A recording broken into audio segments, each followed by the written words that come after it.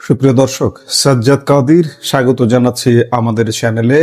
এই মুহূর্তের আমাদের আলাপের বিষয় আওয়ামী লীগ এবং শেখ হাসিনাকে নিয়ে ভয়ঙ্কর অস্বস্তিতে সরকার কেন। 24-এর তথাকথিত গণ অভ্যুত্থানে ক্ষমতাচ্যুত হয়ে ভারতে আশ্রয় নেওয়া সাবেক প্রধানমন্ত্রী শেখ হাসিনা কি তবে এবার প্রকাশ্যে আসছেন? দিল্লি থেকে তার সম্ভাব্য রাজনৈতিক বক্তব্য ও পরিকল্পনা প্রকাশের গুঞ্জন ছড়িয়ে পড়তেই চরম অস্বস্তিতে পড়েছে ঢাকা। বাংলাদেশের সরকারের পক্ষ থেকে এমন মনোভাব প্রকাশ করা হচ্ছে যে ভারতের মাটি ব্যবহার করে বাংলাদেশ বিরোধী অস্থিতিশীলতা তৈরির প্রচেষ্টা চলছে। আর এজন্যই কড়া আপত্তি জানিয়েছে বর্তমান বিএনপি সরকার। কিন্তু প্রশ্ন হচ্ছে, ডিসেম্বরে কি দেশে ফিরছেন শেখ হাসিনা, নাকি ভারতের মাটিতে বসেই পশ্চিমা মিডিয়ায় সাক্ষাৎকার দিয়ে চাপ সৃষ্টির নতুন কোনো রূপরেখা তৈরি করছেন?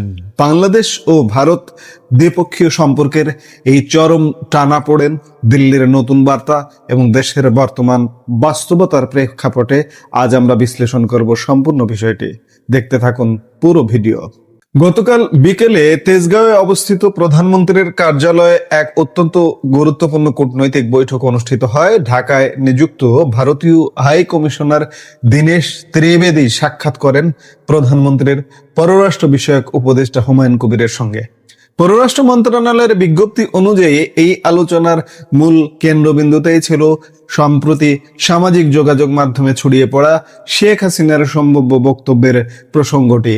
বৈঠকে ভারতের হাই কমিশনারকে ঢাকার পক্ষ থেকে অত্যন্ত স্পষ্ট এবং দৃঢ় বার্তা দেওয়া হয়েছে। পররাষ্ট্র উপদেষ্টা হুমায়ুন কবির স্পষ্ট ভাষায় জানিয়েছেন, শেখ হাসিনা সহ বাংলাদেশে কার্যক্রম নিষিদ্ধ কোনো সংগঠনের ব্যক্তি যেন ভারতের ভূখণ্ড ব্যবহার করে রাজনৈতিক বক্তব্য প্রদান বা বাংলাদেশের অভ্যন্তরে অস্থিতিশীলতা সৃষ্টির উদ্দেশ্যে কোনো কর্মকাণ্ড পরিচালনা করতে না পারেন।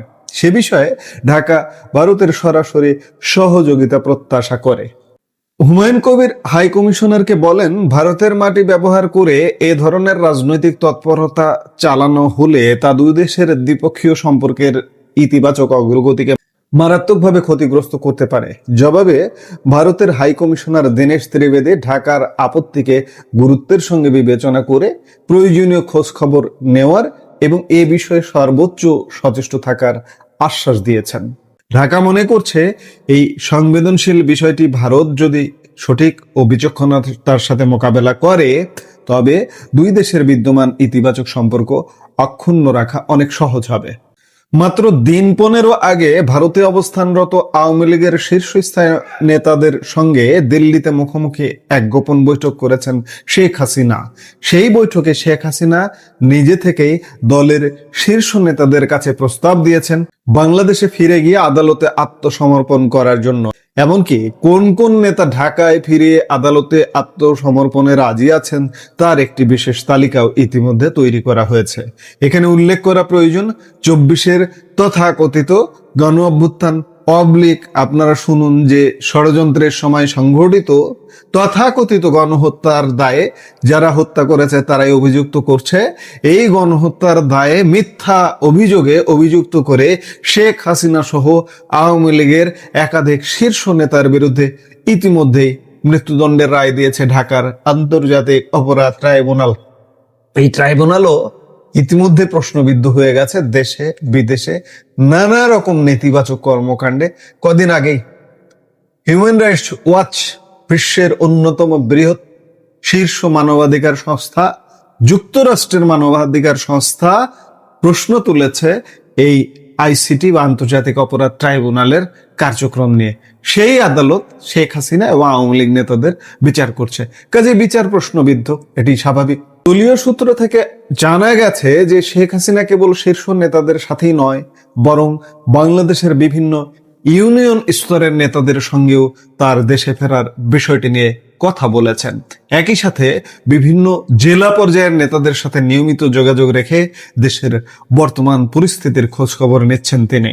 রাজনৈতিক বিশ্লেষকরা বলছেন, শেখ হাসিনা বর্তমান সরকারের ওপর আন্তর্জাতিক ও রাজনৈতিক চাপ সৃষ্টি করতে এক নতুন কৌশল গ্রহণ করেছেন, আর তা হলো পশ্চিমা গণমাধ্যমগুলোকে একের পর এক সাক্ষাৎকার প্রদান।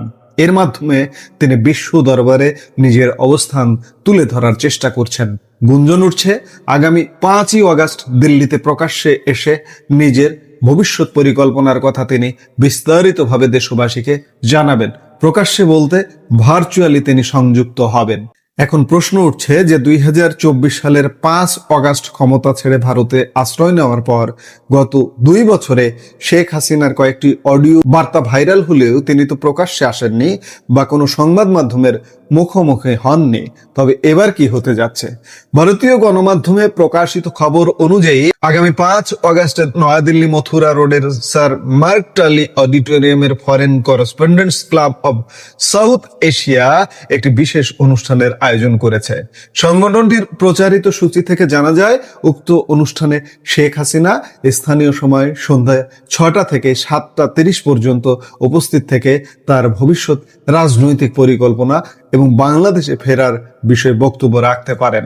অনুষ্ঠানটি অনলাইনে সরাসরি সম্প্রচার করারও রূপরেখা তৈরি করা হয়েছে। এতে শেখ হাসিনার পুত্র সজীব ওয়াজেদ জয়, আওয়ামী লীগের প্রভাবশালী নেতৃবৃন্দ, সাবেক মন্ত্রী, সাবেক কূটনীতিক এবং আমন্ত্রিত বিশিষ্ট অতিথিদের উপস্থিত থাকার কথা রয়েছে। আর এই কর্মসূচির খবর সামনে আসতেই নড়ে চড়ে বসেছে ঢাকা। উল্লেখ্য, এর আগেও আওয়ামী লীগ নেতারা দিল্লিতে এমন একটি কর্মসূচির উদ্যোগ নিয়েছিলেন। সেখানে শেখ হাসিনার রেকর্ডকৃত ভাষণ প্রচারিত হয়েছিল, কিন্তু এবার তিনি সরাসরি ভার্চুয়ালি যোগ দেবেন। আর এই প্রেক্ষাপটে বাংলাদেশ সরকার আনুষ্ঠানিকভাবে ভারতের কাছে নিজের আপত্তির কথাটি তুলে ধরেছে। একদিকে যখন সীমান্ত পারের রাজনৈতিক সমীকরণ উত্তপ্ত, ঠিক তখনই বাংলাদেশের ভেতরে সাধারণ মানুষের জীবনযাত্রা চরম সংকটের মধ্য দিয়ে যাচ্ছে। রাজনীতির টানাপোড়েনের আড়ালে সাধারণ মানুষের দুর্দশার চিত্র আজ নিত্য। বিদ্যুৎ নেই, গ্যাস নেই, বিদ্যুৎ বিল 2 গুণ থেকে 3 গুণ হয়ে গেছে, কখনো কখনো ভুতুড়ে বিদ্যুৎ বিল 100 গুণ আসছে। চুলায় গ্যাস নেই, কাঁচা বাজারে আগুন, মানুষের জীবনে শান্তি নেই, আইন শৃঙ্খলা ঠিক নেই, বোমা বিস্ফোরণ হচ্ছে এখানে, বোমা নিহত হওয়ার ঘটনা ঘটছে, আহত হওয়ার ঘটনা ঘটছে, বোমা উদ্ধার হচ্ছে। বর্তমান প্রধানমন্ত্রী তারেক রহমান একটি ঘোষণা দিয়ে বাংলাদেশে প্রবেশ করেছিলেন, আই হ্যাভ এ প্ল্যান। কিন্তু আজকে 6 মাস হতে চলল, 6 মাস হয়ে যাবে কয়েকদিনের মধ্যে, পূর্ণ হয়ে 7ম মাসে যাবে এই সরকার। কিন্তু দেশবাসী আজ পর্যন্ত কোনো প্ল্যান, পরিকল্পনা, সুস্পষ্ট প্ল্যানটা কি, প্ল্যানটা দেখতে পাচ্ছে না। বরঞ্চ বাংলাদেশের মানুষের জীবন প্রতিনিয়ত নরকে পরিণত হচ্ছে। বারবার প্রশ্ন এসে যায় যে আমরা আগেই ভালো ছিলাম কি? উত্তর হ্যাঁ হ্যাঁ হ্যাঁ, যে আমরা আগেই ভালো ছিলাম। 2 বছর আগের যে আওয়ামী লীগ শাসনামল, সেই শাসনামলের সিটে ফোটাও ইউনূস তো দেয়নি, দুঃশাসনে ভরিয়ে রেখেছিল মানুষের জীবন। বিএনপি দুঃশাসনে ভরিয়ে রাখছে, ইউনূসের ধারাবাহিকতায় বিএনপি।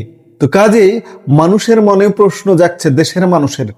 অন্যদিকে আন্তর্জাতিক বিশ্ব ইউনূস কিংবা বর্তমান বিএনপি সরকারকে কতটা কিভাবে ছুঁড়ে ফেলে দিয়েছে আপনারা কদিন আগেই দেখেছেন।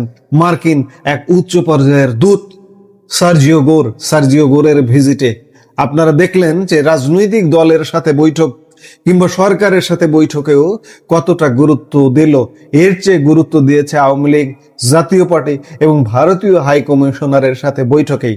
এই বিষয়গুলো বুঝতে আপনারা আসলে বিশেষ গবেষক, রাজনীতি বিজ্ঞানী কিংবা আন্তর্জাতিক সম্পর্ক বিশেষজ্ঞ এগুলো হতে হয় না।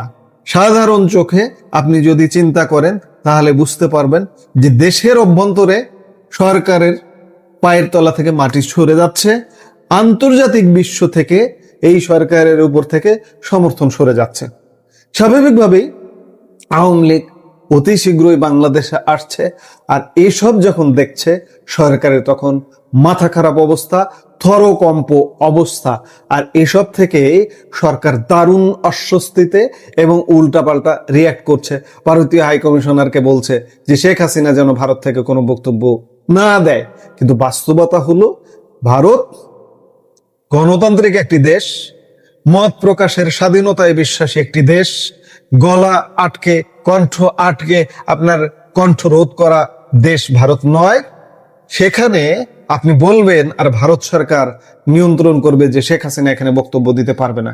এর আগে ইউনূস প্রধানমন্ত্রী নরেন্দ্র মোদীকেও তো বলেছিলেন বিমস্টেক শীর্ষ সম্মেলনে গিয়ে যে শেখ হাসিনা যেন সোশ্যাল মিডিয়ায়ও বক্তব্য না দেন।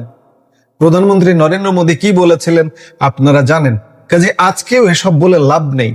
এই যে আই হ্যাভ এ প্ল্যান নিয়ে যে দেশে এসছেন, এই প্ল্যানগুলো বাস্তবায়ন কি, প্ল্যানটা কি আমরা এখনো পর্যন্ত জানি না।